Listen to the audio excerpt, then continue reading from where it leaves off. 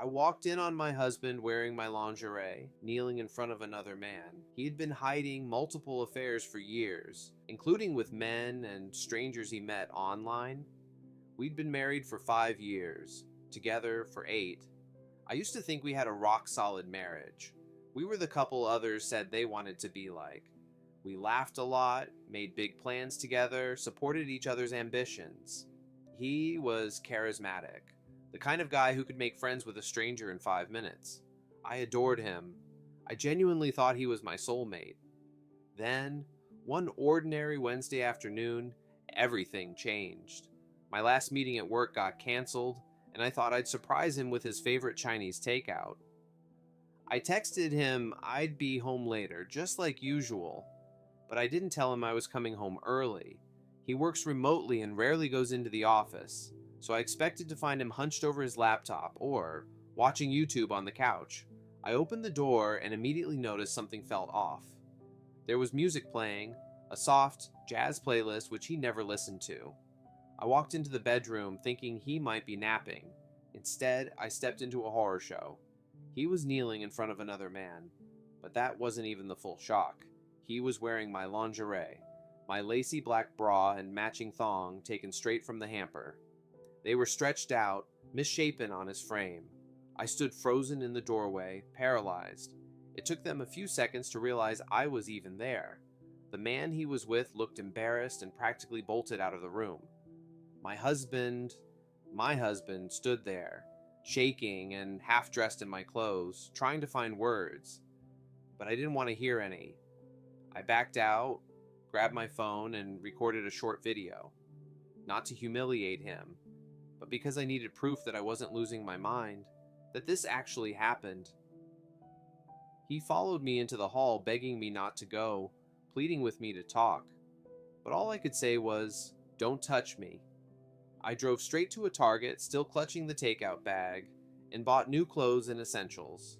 I didn't even want to go back home to pack. I've been in an Airbnb ever since, but the story didn't end there. Not even close. A few days later, curiosity, or maybe a sick need for closure, got the better of me. I logged into our shared laptop. I wasn't snooping exactly, I just wanted answers. That's when I found a hidden folder. He'd been seeing not just that man, but others, multiple men, and even a couple of women. The folder was filled with photos, chat logs, and videos. There were months, years of messages, some dating back to when we were newlyweds, some even older than that. There was one woman he had clearly been seeing on and off for a long time. She sent him selfies from hotel rooms. They had inside jokes. She called him baby and talked about how much she missed their mornings together.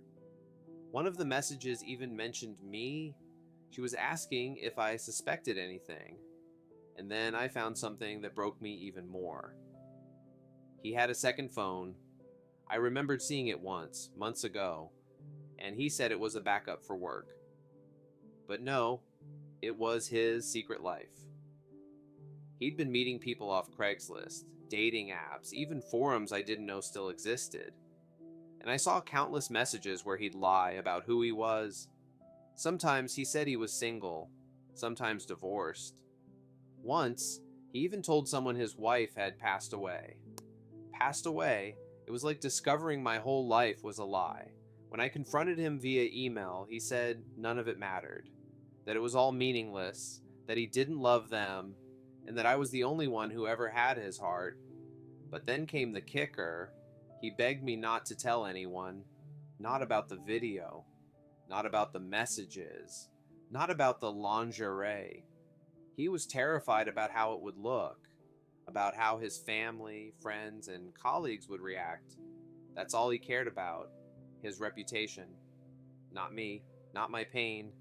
He said we should handle things privately, quietly, get a divorce, keep things clean, like I owed him that.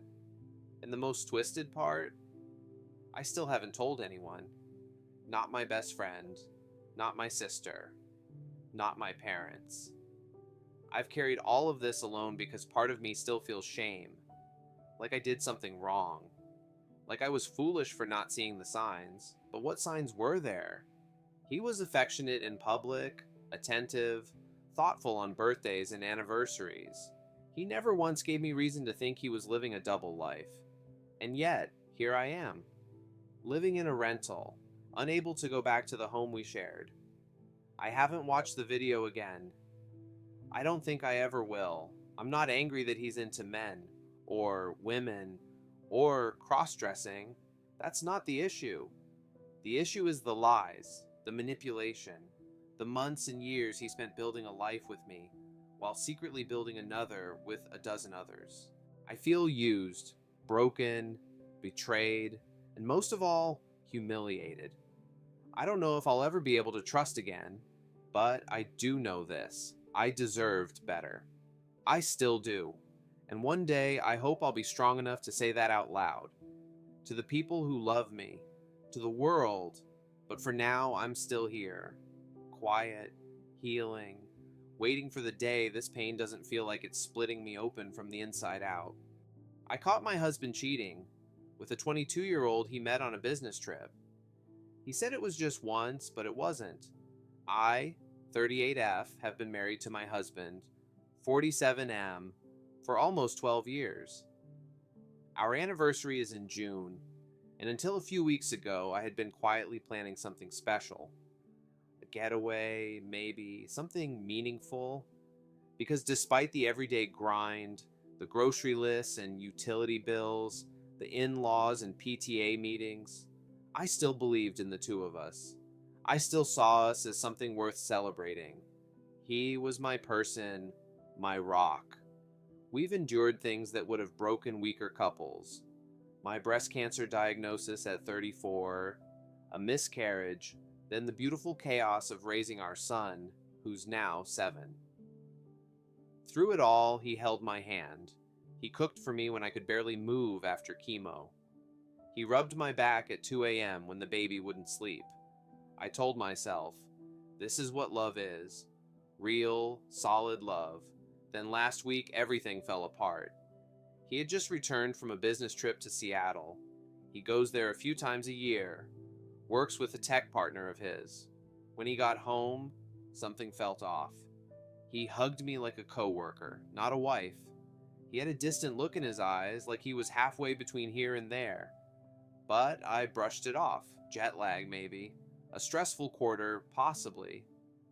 The truth came out 3 days later when I found a message notification on his iPad. He'd left it on the kitchen counter. It was from someone named Tessa. I opened the chat and my hands started shaking so badly I nearly dropped the device. The messages weren't vague. They weren't even trying to be. There were photos, dirty ones, voice notes of her giggling, him telling her he missed her already, timestamps that lined up perfectly with when he was supposed to be working late at the client site. She is 22. 20 freaking 2. A college senior, from what I gathered after my spiral of doom scrolling through her Instagram. Blonde, skinny, yoga-toned, and constantly posting about vibes and manifesting good energy. I'm not even mad at her. She's practically a kid. I'm disgusted with him. I confronted him that night. I was shaking, sweating, crying, but not yelling. I wasn't even angry yet, just broken. He admitted it, claimed it was a one-time thing, that he had a moment of weakness, that he was so sorry and didn't mean for it to happen. But it wasn't just once. I knew it wasn't, and I was right. I went digging and uncovered a string of messages with multiple women stretching back over a year. Different cities, different names, all younger, all flirty, needy, admiring. It wasn't just infidelity. It was a pattern, an addiction, an entirely separate secret life he built behind my back. The next morning, he begged me not to tell anyone, not to tell our son, not to tell his mother. He had the audacity to ask if we could work through this, said he still loved me, that he didn't want to lose our family. I told him to sleep in the guest room. I haven't looked him in the eye since, and now, here I am, alone in our bedroom. The closet still smells like him, Our wedding photo sits on the dresser, mocking me. My brain keeps looping like a broken tape recorder. How could he? Why wasn't I enough? Was it my body, scarred and saggy from cancer and childbirth? Was it the routine? The comfort? Did he miss the thrill?